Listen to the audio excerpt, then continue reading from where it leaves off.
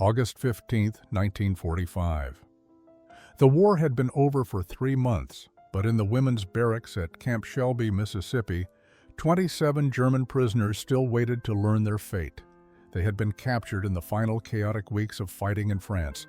Members of the Women's Auxiliary Corps who had served the Reich as radio operators, clerks, and medical assistants.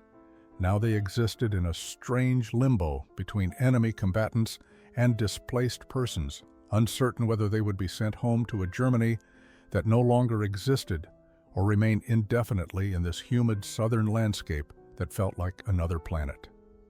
Gertrude Becker stood at the mess hall window watching something that made no sense. An American soldier, a young corporal with sun-darkened skin and an easy smile, was cracking eggs into an enormous metal bowl. Not one egg, not 2 eggs carefully rationed for an entire week's worth of meals. He was cracking them by the dozen, the shells falling carelessly into a waste bin as golden yolks pooled together in quantities that would have fed Trudy's entire family in Cologne for a month. She pressed her palm against the window screen, her breath catching in her throat. This had to be some kind of mistake, perhaps a special occasion she didn't understand. In Germany, even before the bombing intensified, eggs had been precious commodities, distributed through ration cards that allowed 1 egg per person per week, if you were lucky. Behind her, Annalisa Fischer's voice broke the silence. "Trudy, what are you looking at?" Liesel moved to the window, her thin frame still showing the effects of the lean months before their capture. At 22, she should have been in the bloom of youth, but hunger had carved hollows beneath her cheekbones that even weeks of regular American meals hadn't quite filled. When she saw what had captured Trudy's attention, she made a small sound of disbelief. Hedwig Vogel joined them, and the 3 German women stood together watching this incomprehensible display of abundance. Hetty, at 28, had seen more of the war than the younger women. She had worked in a field hospital near Frankfurt, had witnessed the steady deterioration of everything Germany claimed to have. She had learned to make broth from potato peels and to stretch a single can of condensed milk across an entire ward of wounded soldiers. Now she watched an American soldier casually crack what must have been 3 dozen eggs as if they were worth nothing at all. "He's making breakfast," Trudy whispered in German, her voice carrying a mixture of wonder and something close to anger. "Just breakfast, not for officers or special guests, for everyone." The 3 women had been at Camp Shelby for 6 weeks, but they still couldn't reconcile what they saw with what they had been taught about America. The propaganda had promised them that the Americans were suffering just as much as Germany, that their own rationing was equally severe, that the war had impoverished everyone equally. Yet here was proof that everything they'd been told was a lie, cracked open 1 golden egg at a time. 6 weeks earlier, in late June, the transport truck had rumbled through the gates of Camp Shelby carrying its unusual cargo. 27 German women stepped down onto Mississippi soil, their gray auxiliary uniforms dusty and wrinkled from the long journey from the East Coast processing center. The heat hit them like a physical wall, thick and wet, in a way that European summer never was. Trudy had never experienced anything like it. The air itself seemed to have weight, pressing against her skin and making her regulation wool uniform cling uncomfortably to her back. Captain Dorothy Reynolds stood waiting for them, a tall woman with steel-gray hair pulled back in a practical bun. She had been assigned to oversee this unusual addition to Camp Shelby's population, a facility that primarily housed Italian and German male prisoners who worked in the surrounding pine forests and farms. The addition of women prisoners had required separate facilities and presented unique challenges that the War Department was still figuring out how to handle. "Welcome to Mississippi, ladies," Captain Reynolds said in careful, slow English. "I know this isn't home, but we'll do our best to make your stay here bearable." She gestured toward the barracks that would house them, simple wooden structures that looked identical to the hundreds of other buildings scattered across the vast camp. What the German women didn't yet know was that these barracks had been hastily modified to accommodate female prisoners with locks on the doors and separate washing facilities that offered more privacy than the male prisoners received. Trudy stood in formation with the others, trying to maintain the military bearing that had been drilled into them during their service. She was 24 years old and had joined the Women's Auxiliary Corps in 1943, believing she was contributing to Germany's defense. She had worked as a communications specialist in occupied France, operating radio equipment and translating intercepted messages.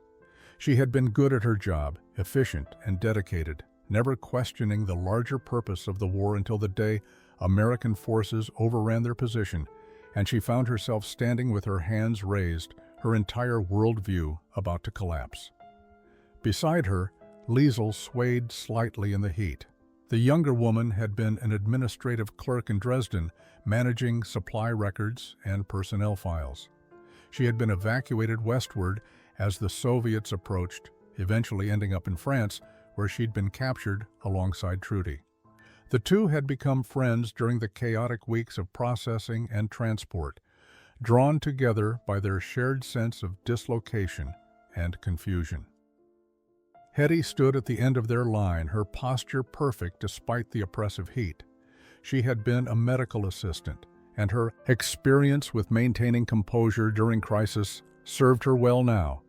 She had learned long ago to hide her emotions behind a professional mask, a skill that would prove invaluable in the coming months as they navigated their strange new reality as prisoners in a land of impossible plenty. The first night in the barracks, the women spoke in hushed German, sharing stories they had kept private during the transport. Trudy learned that many of them came from cities that no longer existed in any recognizable form. Liesel's Dresden had been destroyed in the firebombing of February, though Liesel herself had been reassigned westward before that terrible night. She had received no word from her family since January, had no way of knowing if her mother, father, and younger brother had survived. Hetty's Frankfurt had been bombed repeatedly, the beautiful old city center reduced to rubble over the course of countless Allied raids. She spoke little about her family, but Trudy noticed how her hands trembled slightly when anyone mentioned the city's name. Later, Trudy would learn that Hetty's husband had been killed in the Eastern Front in 1943, and that her parents had died in a bombing raid the following year. Hetty had nothing and no one waiting for her in Germany, a fact that would shape every decision she made in the coming months. Trudy's own story was less tragic, but no less disorienting. Her family in Cologne had survived the war physically intact, though their neighborhood had been heavily damaged. She had received one letter from her mother just before her capture, describing how they were living in the basement of what remained of their apartment building, sharing space with 3 other families.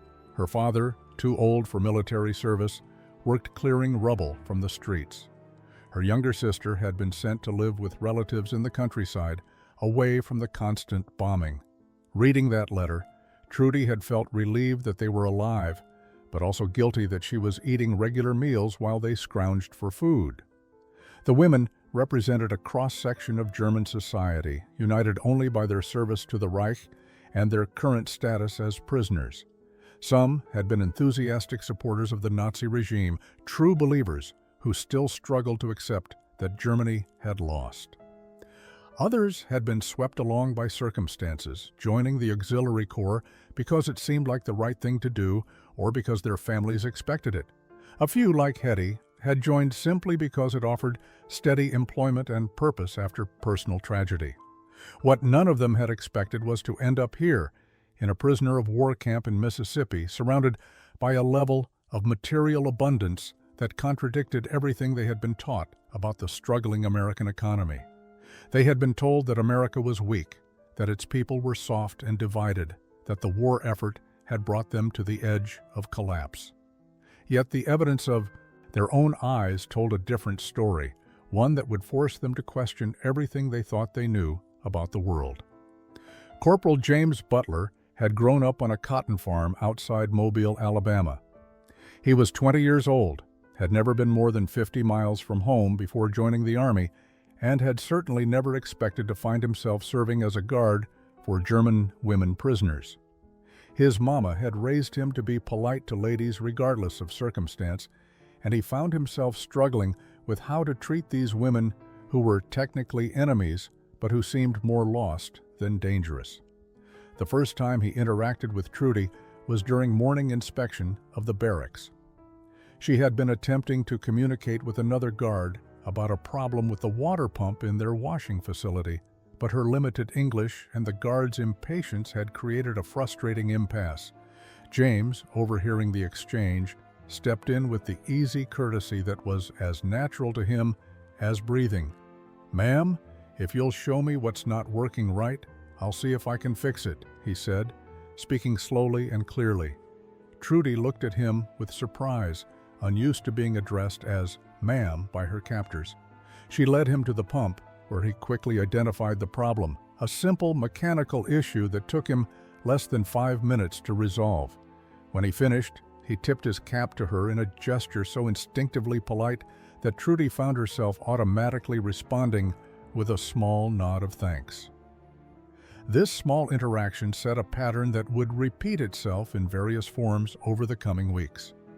The Southern Guards, most of them farm boys like James, who had been raised with strict codes of manners and hospitality, found it difficult to treat the women with the cold formality that military regulations suggested. They held doors open, they spoke respectfully, they offered help with heavy objects without being asked. These gestures confused the German women, who had expected harsh treatment and instead found themselves navigating a strange landscape of courtesy that made it harder to maintain the psychological distance they thought they needed. Liesel noticed it too. When she stumbled on the steps of the mess hall, her ankle twisting slightly, a guard named Private Thomas Warren immediately offered his arm to steady her, asking with genuine concern if she needed to see the camp doctor.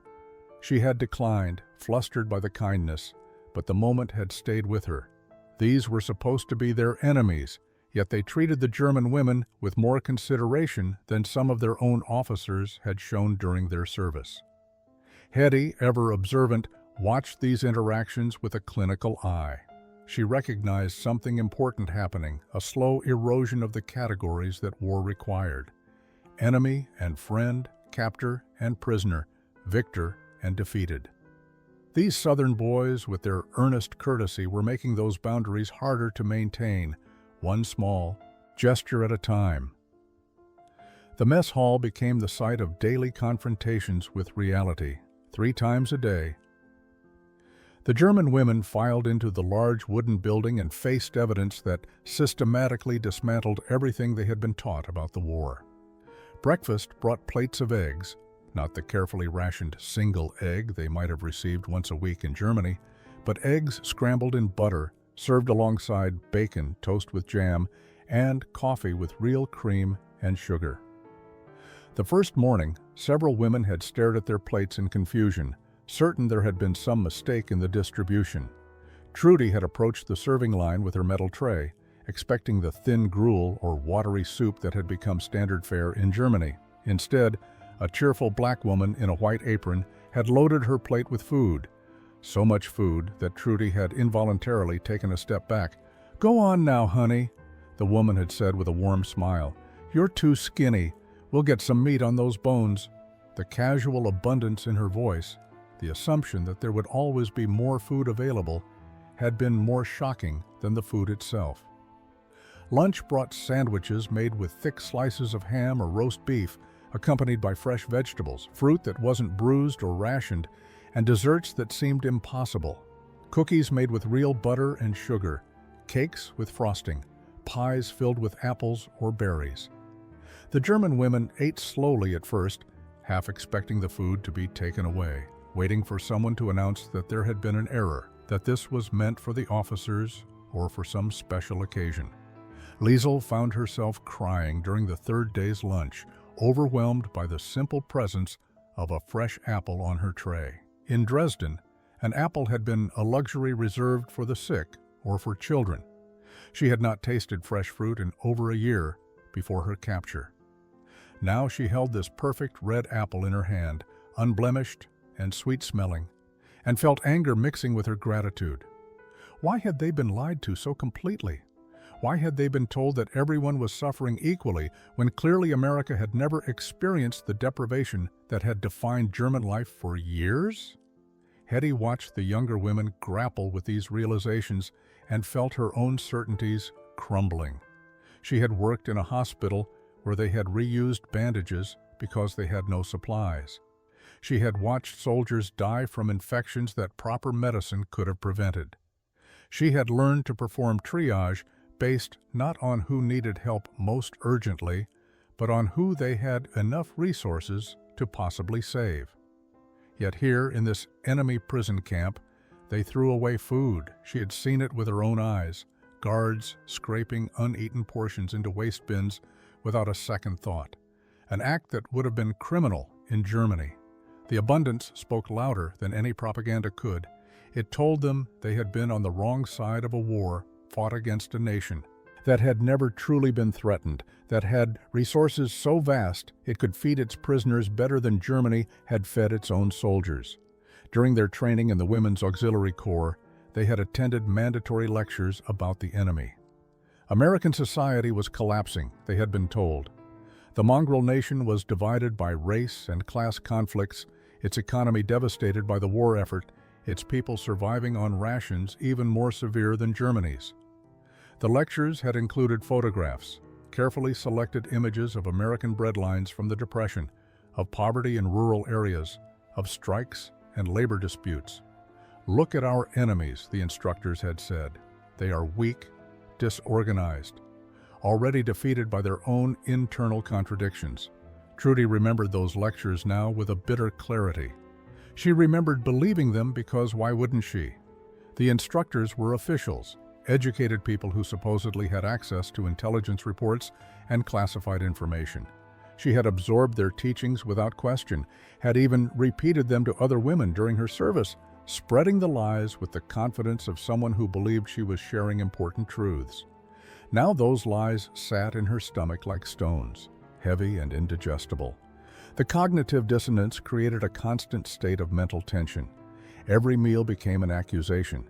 Every kindness from the guards became evidence of deception. If America was so rich, so powerful, so secure in its resources, then what had Germany been fighting for? The official narrative had always positioned Germany as the defender, the nation forced into war by threatening enemies who sought to destroy its way of life. But how could a nation struggling for survival produce the abundance they witnessed daily while the supposedly desperate Americans served eggs by the dozen? Liesel struggled with it differently. She had been younger when she joined the Auxiliary Corps, more idealistic, more willing to believe in the righteousness of Germany's cause. She had volunteered enthusiastically, seeing her service as a patriotic duty and a contribution to protecting her homeland. The discovery that her patriotism had been built on lies felt like a personal betrayal. She found herself angry at the propagandists, at the officials who had lied, but also at herself for being so easily deceived. The other women in the barracks dealt with the revelation in various ways. Some clung to denial, insisting that this camp must be exceptional, that surely the rest of America was suffering as they had been told. Others grew quiet and withdrawn, processing their disillusionment privately. A few became angry, their rage directed at the German leadership that had deceived them so thoroughly. But all of them felt the ground shifting beneath their feet, as the worldview they had constructed collapsed under the weight of evidence. Hetty found herself thinking about the wounded soldiers she had treated, the ones who had died because they lacked basic medical supplies. She thought about the children she had seen in Frankfurt, hollow-eyed and stunted from malnutrition. She thought about the propaganda that had sustained morale even as everything crumbled, the promises that victory was near, that their sacrifices mattered. And she felt a cold fury building in her chest. The pie appeared on a Tuesday afternoon in mid-July, during what should have been an ordinary lunch service. The German women had already been served their main meal, portions that continued to astonish them with their generosity when the camp cook emerged from the kitchen carrying a creation that seemed to belong in a fantasy rather than reality.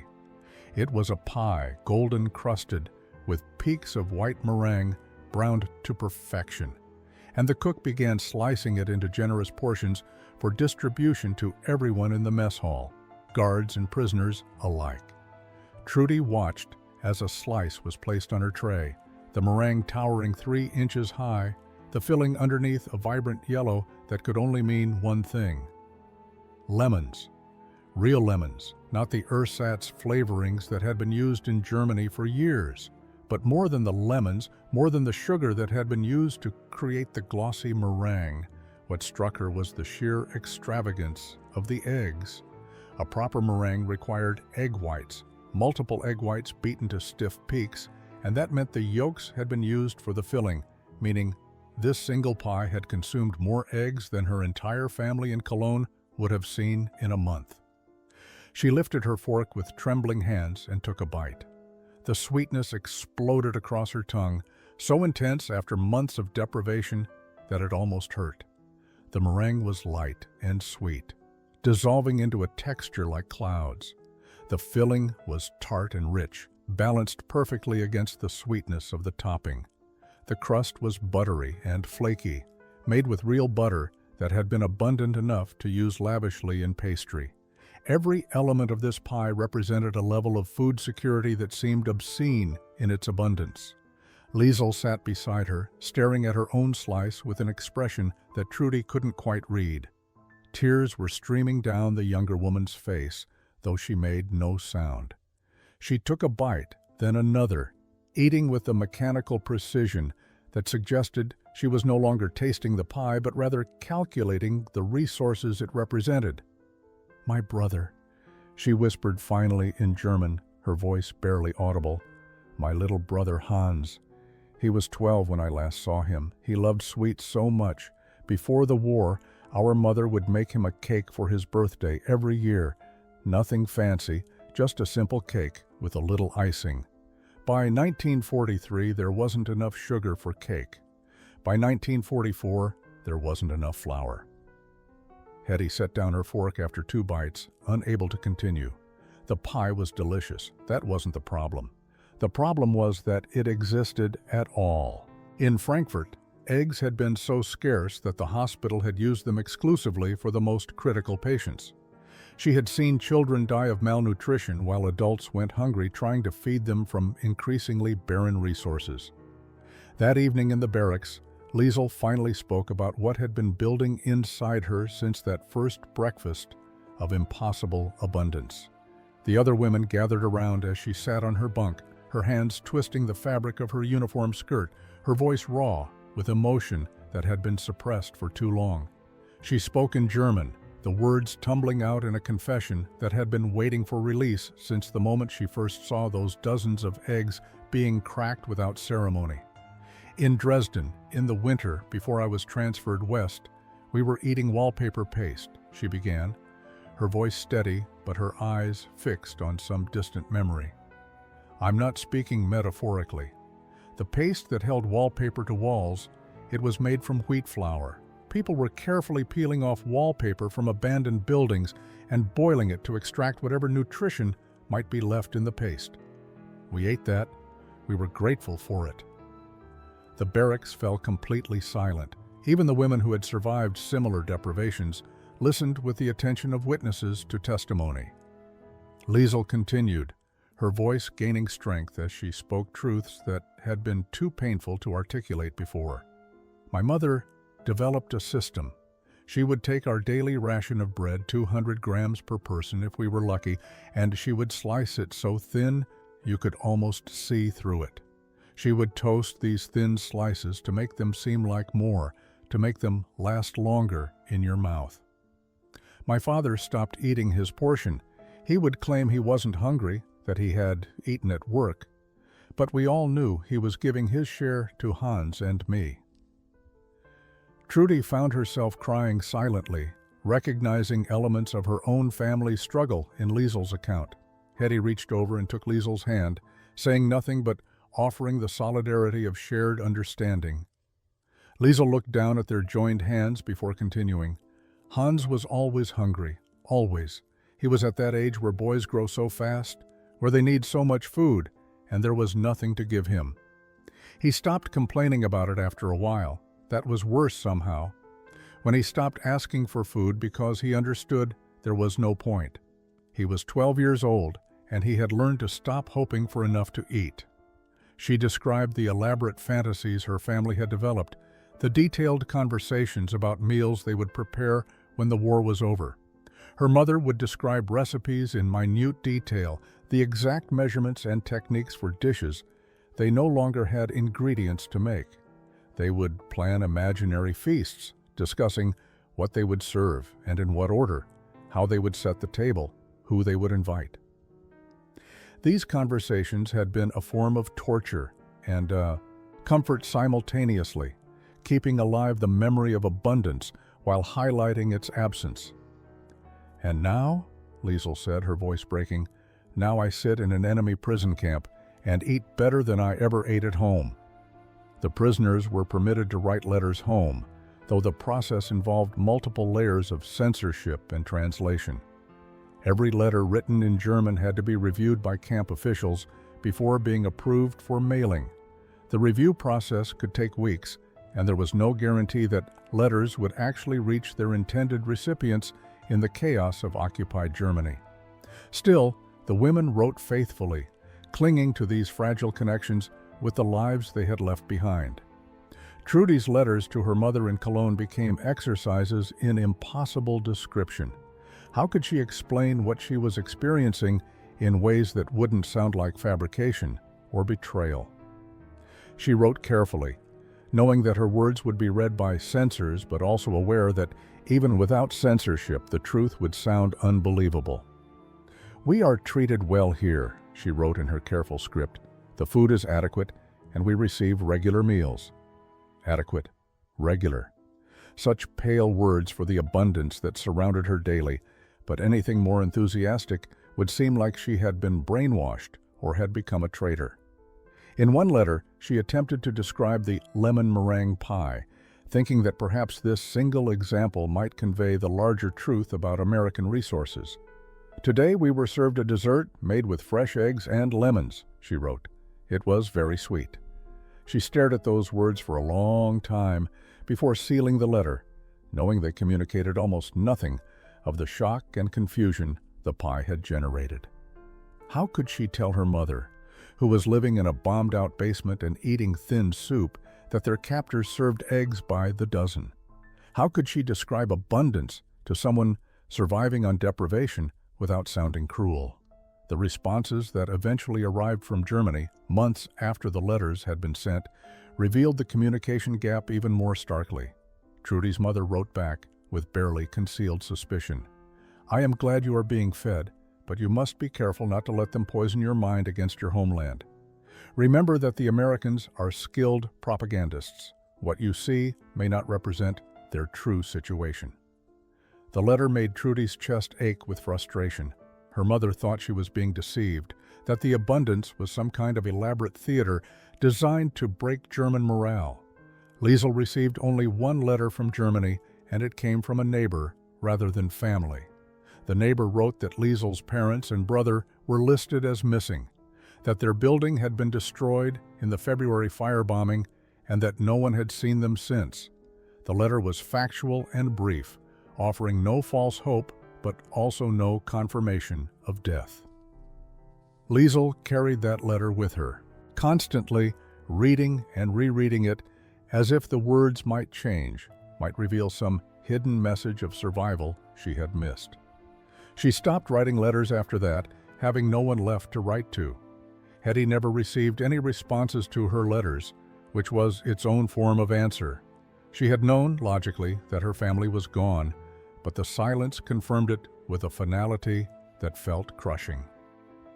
Mrs. Eula May Patterson had worked in the Camp Shelby kitchen since 1942, feeding thousands of soldiers and prisoners with the efficient competence of someone who had cooked for large groups her entire life. She was a round woman in her 50s, with dark skin, warm brown eyes, and hands that moved with practiced grace through any culinary task. She had raised 6 children on a sharecropper's farm in rural Mississippi before taking this job, and she understood hunger in ways that created unexpected bridges with the German prisoners. The kitchen became accessible to the German women through a practical necessity. The camp needed additional help with food preparation as the number of prisoners increased, and Captain Reynolds decided that kitchen work would be appropriate labor for the female prisoners. It would keep them occupied, provide useful skills, and help with the constant demands of feeding hundreds of people 3 times daily. What no one anticipated was how transformative this assignment would become. Trudy was among the first group of women assigned to kitchen duty. She had expected to be given menial tasks, perhaps washing dishes or scrubbing floors, but Mrs. Patterson had different ideas. "If you're going to work in my kitchen, you're going to learn to cook properly," she announced on their first day, her accent thick with Mississippi drawl that Trudy struggled to understand initially. "No point in having hands in here that don't know what they're doing." The lessons began simply. Mrs. Patterson showed them how to make biscuits, the kind of flaky, buttery Southern biscuits that were a staple at every breakfast. She demonstrated the technique for cutting cold butter into flour, the particular way of folding the dough to create layers, the precise temperature and timing needed for perfect results. Trudy watched with fascination, not just at the technique, but at the casual way Mrs. Patterson used ingredients. Butter came in large blocks, used generously without careful measuring or rationing.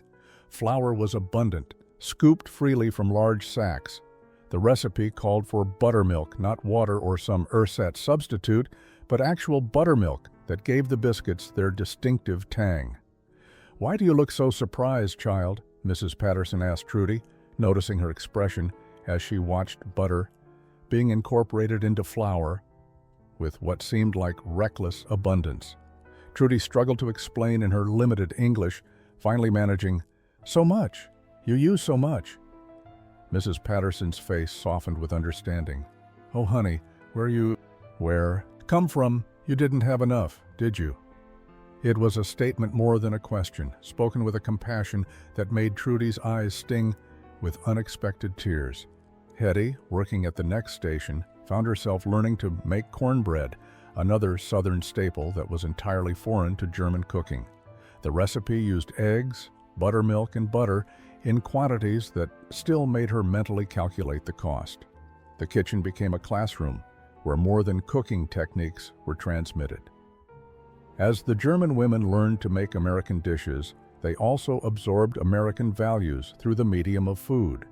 Mrs. Patterson's kitchen operated on principles of generosity and sufficiency that contradicted everything they had been taught about resource scarcity and the need for strict control and rationing. Here, if a recipe called for 3 eggs, you used 3 eggs. If someone wanted seconds, there were seconds available. If a dish didn't turn out right, you could throw it away and start over rather than trying to salvage inferior results. Liesl discovered she had an aptitude for baking that surprised everyone, including herself. Under Mrs. Patterson's patient instruction, she learned to make pies, cakes, and cookies with increasing skill and confidence. Her hands, which had spent years typing administrative reports for the Wehrmacht, found new purpose in crimping pie crusts and creaming butter with sugar.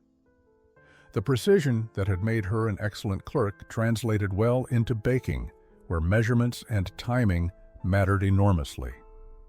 One afternoon, Mrs. Patterson taught her to make a proper lemon meringue pie, the same dessert that had so overwhelmed her weeks earlier. "The secret is in the meringue," Mrs. Patterson explained, demonstrating how to beat egg whites to stiff peaks, how to gradually add sugar until the mixture became glossy and stable. "You got to be patient with it, rush it, and it won't hold. Give it time and attention, and it'll be beautiful." Liesl watched, mesmerized, as Mrs. Patterson created those perfect white peaks that would crown the tart lemon filling. When it came time for Liesl to try making her own pie, her hands shook as she separated the eggs. 6 eggs for 1 pie, the whites set aside for meringue, and the yolks for the filling. She kept expecting Mrs. Patterson to tell her to use fewer, to be more economical, but the instruction never came. "That's right, honey," Mrs. Patterson encouraged, "just like I showed you." The casual acceptance of abundance felt almost transgressive, as if she were participating in something wasteful and wrong. But when the pie emerged from the oven, perfect and golden and beautiful, Liesel felt something shift inside her. She had created something lovely from abundant resources, had participated in the kind of generous excess that made food about more than mere survival. This wasn't just feeding people. This was nourishing them, delighting them, showing care through unnecessary but meaningful elaboration. The pie didn't need a meringue 3 inches high. It didn't need to be beautiful. But it was both those things because there were enough resources to make it so. Hetty, working on savory dishes under Mrs. Patterson's guidance, learned to make southern staples like fried chicken, collard greens with ham hock, and macaroni and cheese that bore no resemblance to anything she had eaten in Germany. The cognitive dissonance created by abundance became harder to bear, rather than easier as weeks passed. Every skill the German women learned in the kitchen, every dish they prepared with generous portions and rich ingredients, forced them to confront uncomfortable questions about the war they had served and the lies they had believed. The contrast between their current reality and their memories of Germany created a moral crisis that went beyond simple surprise at American wealth.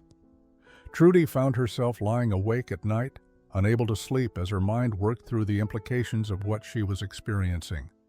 If America had been this wealthy all along, this secure in its resources and confident in its abundance, then what had Germany been fighting against?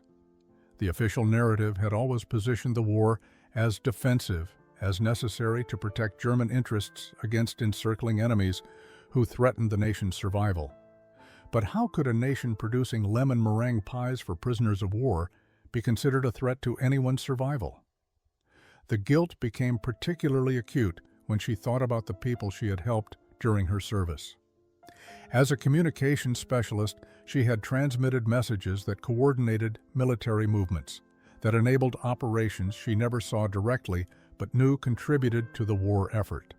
Those messages had helped German forces continue fighting, had prolonged a war that had brought devastation to millions.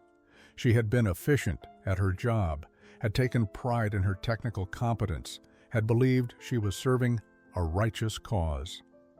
Now that belief crumbled under the weight of eggs cracked carelessly by the dozen. Liesel struggled with different aspects of the same guilt.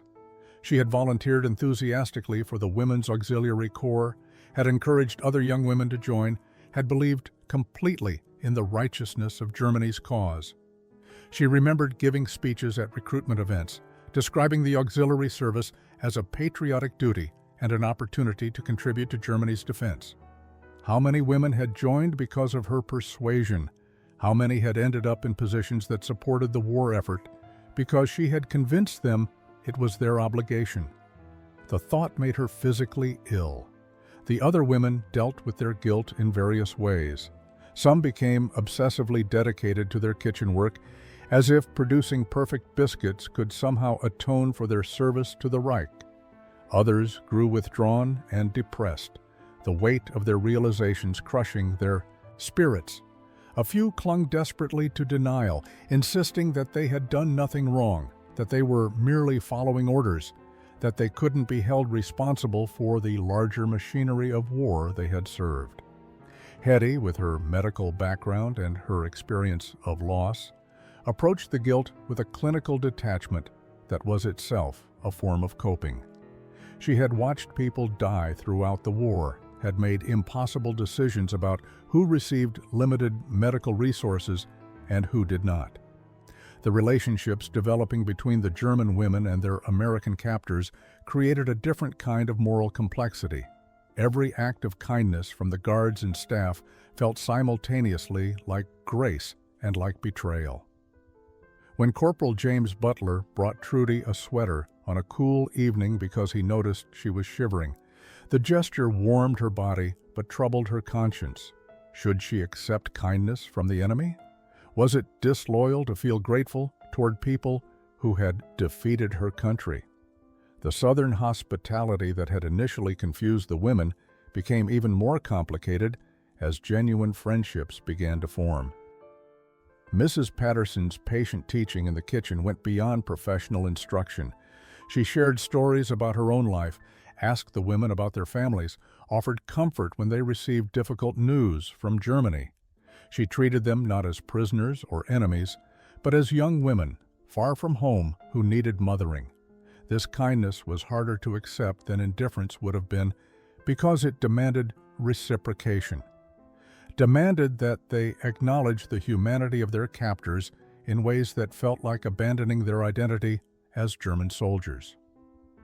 Liesl struggled particularly with her growing affection for Mrs. Patterson. The older woman had become a maternal figure, filling a void left by Liesl's missing mother. When Liesl successfully made her first solo lemon meringue pie, Mrs. Patterson had embraced her with such genuine pride that Liesl had found herself crying, overwhelmed by the uncomplicated approval. But later, alone in the barracks, she felt ashamed of those tears. Her own mother was somewhere in Germany, dead or alive she didn't know. And here she was accepting comfort from an American woman, allowing herself to feel affection that seemed like a betrayal of her real family. The other German women watched these developing relationships with mixed feelings. Some disapproved openly, maintaining rigid boundaries between themselves and the Americans as a matter of principle. They spoke only when necessary, refused to participate in casual conversations, and treated every interaction as a formal transaction between enemies. Others, like Trudy and Liesl, found themselves drawn into genuine connections despite their reservations, unable to maintain emotional distance in the face of persistent kindness. The American staff noticed these tensions and responded with varying degrees of understanding. Captain Reynolds, ever POW. Practical saw the developing relationships as positive for camp morale and security. Prisoners who felt humanely treated were less likely to cause problems or attempt escape. But she also recognized the emotional complexity the women were navigating and tried to give them space to work through their conflicted feelings. Private Thomas Warren, who had steadied Liesl when she stumbled on the mess hall steps, found himself genuinely caring about the well-being of the German women. He was 21 years old, from a small town in Georgia, and had been raised to believe that kindness was never wasted, even on enemies. His grandmother had taught him that treating people with dignity was a reflection of your own character, not a judgment of theirs.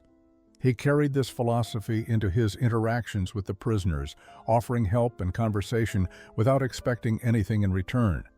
But even Warren understood that his kindness created complications. He saw how Trudy flinched slightly when he greeted her warmly, saw the conflict in her face between wanting to respond naturally and feeling that she shouldn't. He recognized that every friendly gesture added weight to the burden these women already carried, forcing them to reconcile their experience of American generosity with their understanding of themselves as loyal German soldiers. The kindness that came so naturally to him was, for them, a form of warfare against their own identity, more effective than cruelty could ever have been. September brought the first official discussions about repatriation.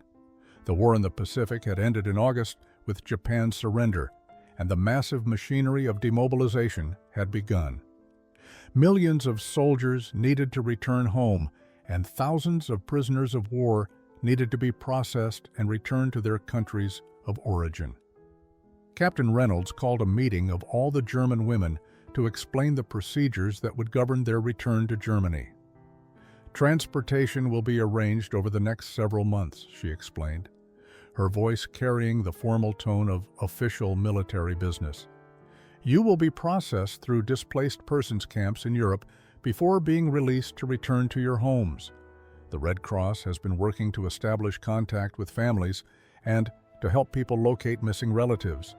You will receive assistance with travel documents and basic necessities for your journey. She paused, looking at the faces of the women assembled before her. I know many of you have concerns about what you'll find when you return. The situation in Germany is difficult, but it's improving. The occupation authorities are working to restore basic services and infrastructure." The words were meant to be reassuring, but they landed on the assembled women with the weight of a sentence being pronounced. Return to Germany. Return to what? Most of them had no confirmed contact with their families. They had no way of knowing if their homes still existed, if anyone they loved had survived, if there was anything recognizable left of the lives they had left behind. The letters that had trickled in from Germany painted pictures of devastation, of cities reduced to rubble, of populations displaced and desperate.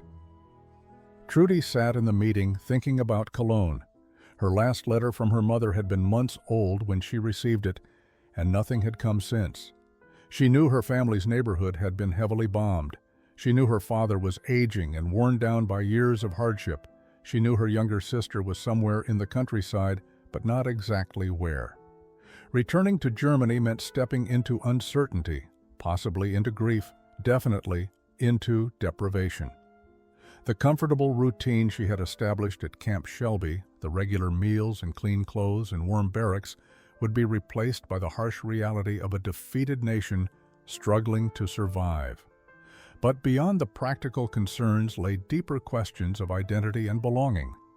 Who was she now? She had come to Camp Shelby as a captured enemy soldier, a member of the Women's Auxiliary Corps who believed she had been serving her country's defense. She had learned that her service had been based on lies, that her understanding of the war and of America had been completely wrong. She had formed relationships with Americans that contradicted everything she had been taught about them. She had learned to make lemon meringue pie while her countrymen starved. What did it mean to return to Germany carrying this knowledge? Liesel's situation was even more stark. She had no confirmed family to return to, no home waiting for her, no connections to pull her back across the Atlantic.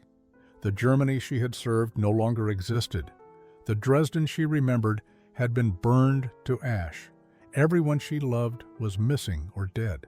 Returning meant going back to nothing, to a country that would view her with suspicion for having been captured, for having spent months in American captivity where she might have been corrupted or turned against her homeland. The morning of November the 3rd, 1945, arrived with unusual tension in the women's barracks.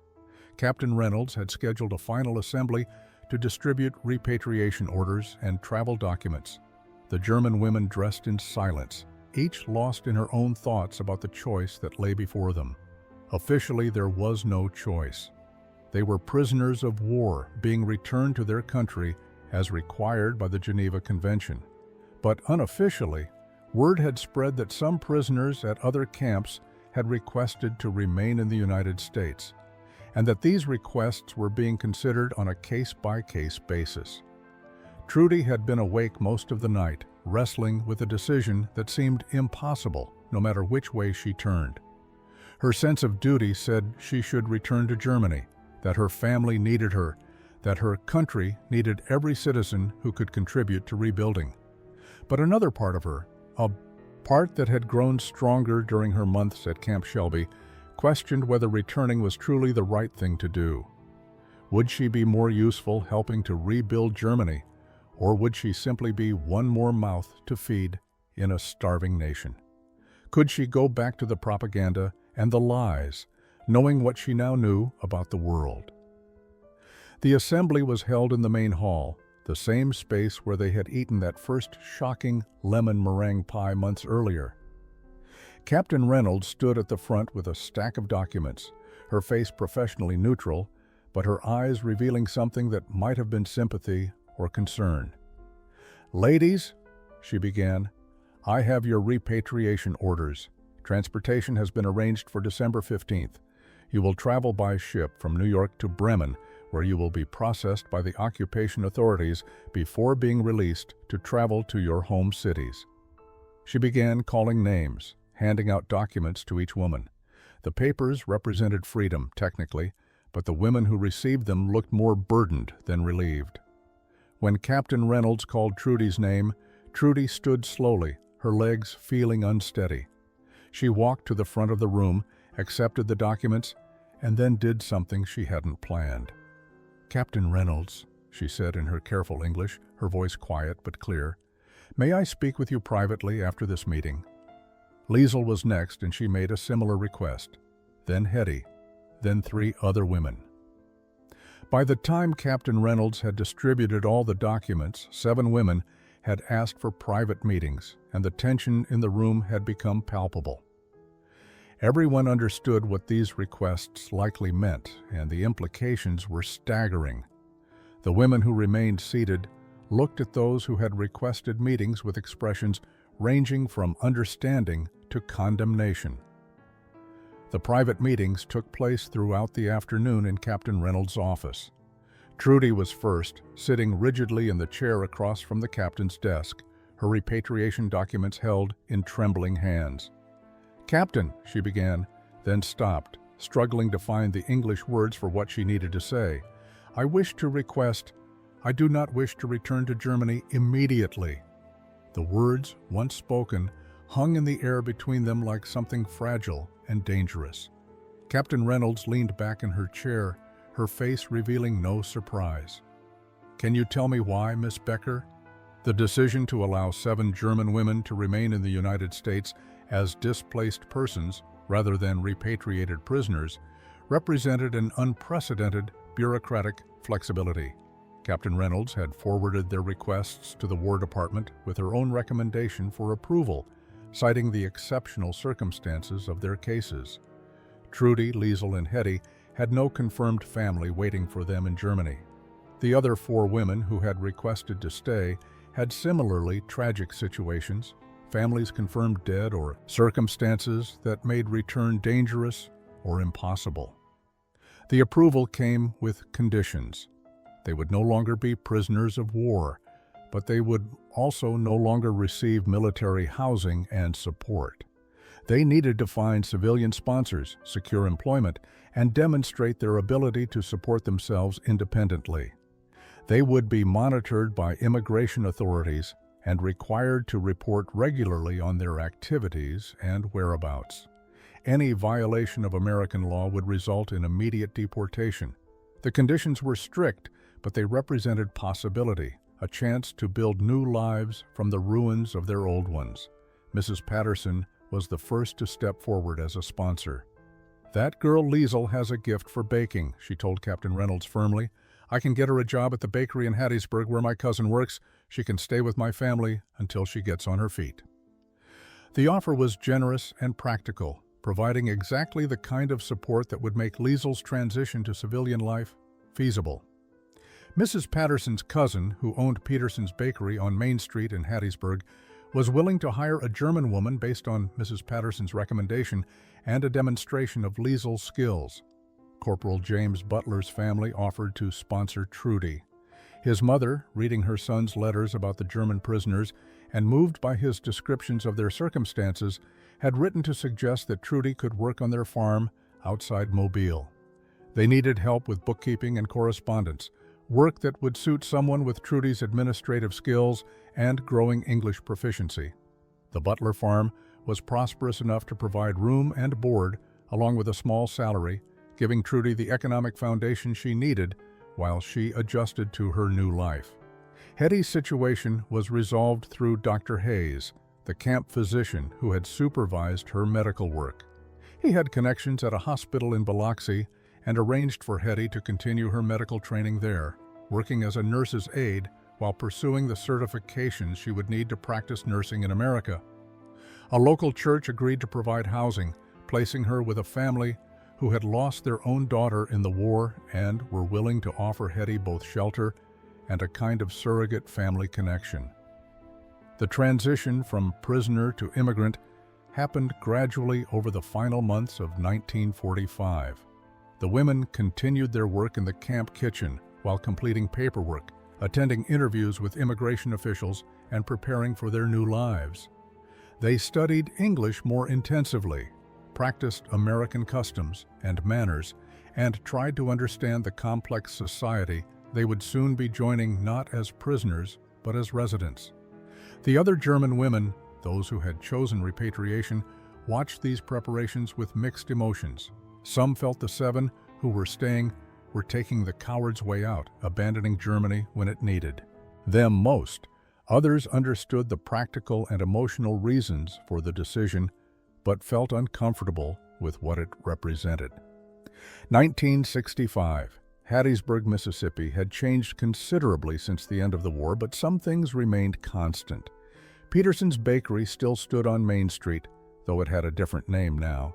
The sign above the door read, "Fisher's Fine Baking," in elegant script, and through the large front windows, customers could see display cases filled with pastries, cakes, and pies that had made the establishment famous throughout southern Mississippi. Annalise Fisher, known to everyone in Hattiesburg as simply Liesel, stood behind the counter, arranging a fresh batch of lemon meringue pies. She was 42 years old now, her blonde hair showing threads of silver, her face showing the contentment of someone who had found peace after hardship. She had purchased the bakery from Mrs. Patterson's cousin in 1952, after working there for 7 years and saving every penny she could. The business had thrived under her ownership, her German precision and Mrs. Patterson's Southern recipes combining into something uniquely successful. The bakery had become more than just a business. It was a symbol of transformation, of how former enemies could become valued community members. Liesel employed 6 people, all local residents who had learned to look past her accent and her history to see the skilled baker and kind employer she had become. She donated bread to the local church every Sunday, provided birthday cakes at reduced prices for families struggling financially, and had become known for her generosity as much as for her baking skills. On this particular morning, a young reporter from the Hattiesburg American had come to interview her for a story about local businesses. The reporter, a woman in her 20s who had been born after the war ended, was fascinated by Liesel's story. "So you really were a prisoner of war here?" she asked, her notebook open and ready. "And you chose to stay instead of going home to Germany?" Liesel smiled, the question no longer causing the pain it once had. "Yes, I chose to stay. Germany was my birthplace, but America became my home." She gestured around the bakery, at the cases full of pastries, at the customers browsing the selection. "This place taught me something important. That home isn't just where you come from. It's where you build something meaningful, where you contribute to a community that accepts you." The reporter scribbled notes, then asked the question that everyone always asked. "Do you ever regret it? Do you ever wish you had gone back?"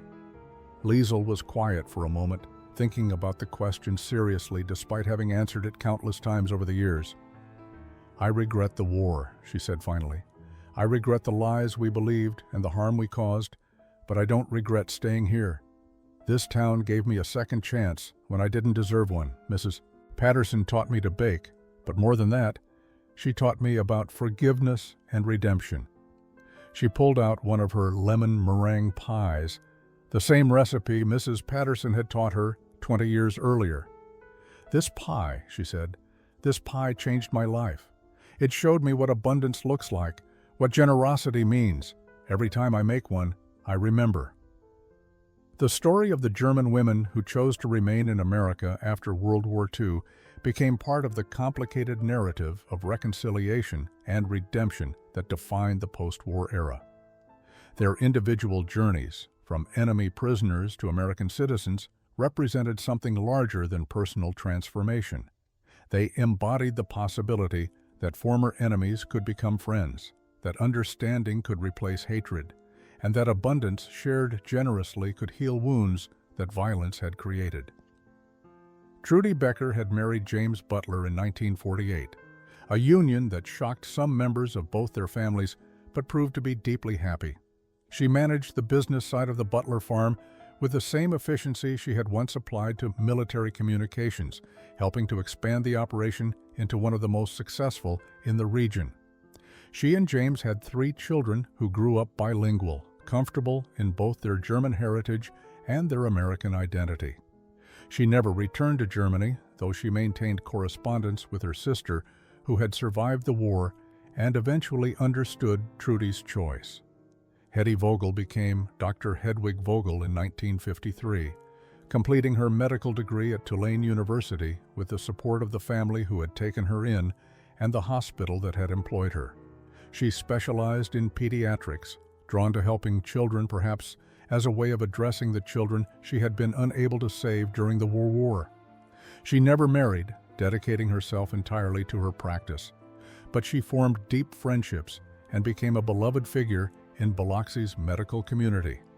Her German precision and her deep empathy made her an exceptional physician. The three women remained in close contact throughout their lives, meeting regularly despite the distances between Mobile, Hattiesburg, and Biloxi. They formed a support network that helped each of them navigate the challenges of building American lives while carrying German histories. They celebrated holidays together, attended each other's important life events, and provided the understanding that only people who had shared their particular journey could offer. Their story influenced American immigration and refugee policy in ways both direct and subtle. Officials who had been involved in processing their cases used the experience as evidence that former enemies could be successfully integrated into American society. The kindness that had been shown to them at Camp Shelby became a model for how to treat displaced persons with dignity while maintaining security. Their successful transitions from prisoners to citizens demonstrated that redemption was possible when people were given genuine opportunities to change. Mrs. Eula May Patterson, who had taught them to bake and had shown them what American generosity looked like, remained a presence in all their lives until her death in 1962. At her funeral, Liesl, Trudy, and Hetty sat together in the church, three middle-aged women who had once been enemy soldiers, now mourning the loss of the woman who had taught them that abundance shared freely was the truest form of victory. The lesson of the lemon meringue pie endured long after that first shocking taste.